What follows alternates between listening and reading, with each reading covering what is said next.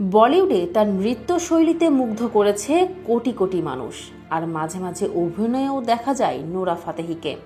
সম্প্রতি তিনি BBC Asian নেটওয়ার্কে একটি সাক্ষাৎকার দিয়েছেন, যেখানে তিনি তার ক্যারিয়ার, ব্যক্তিগত অভিজ্ঞতা এবং কিছু চমকপ্রদ তথ্য শেয়ার করেছেন।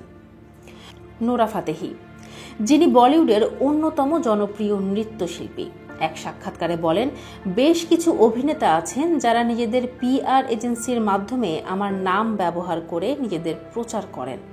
তিনি আরও বলেন, অনেকে ভাবেন আমি অহংকারী, কিন্তু আসলে আমি সরল মানুষ। আমি যা বলি সেটা সরাসরি বলি।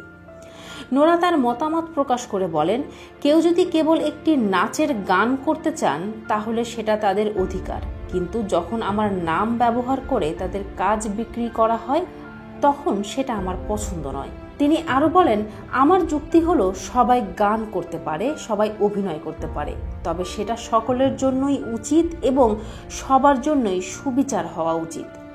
নোরা বলেন, তবে আমি পছন্দ করি যখন মেয়েরা আত্মবিশ্বাসী হয়ে, সেক্সি হয়ে নিজেদের পারফরমেন্সের জন্য আসছে, এটা দেখতে ভালো লাগে।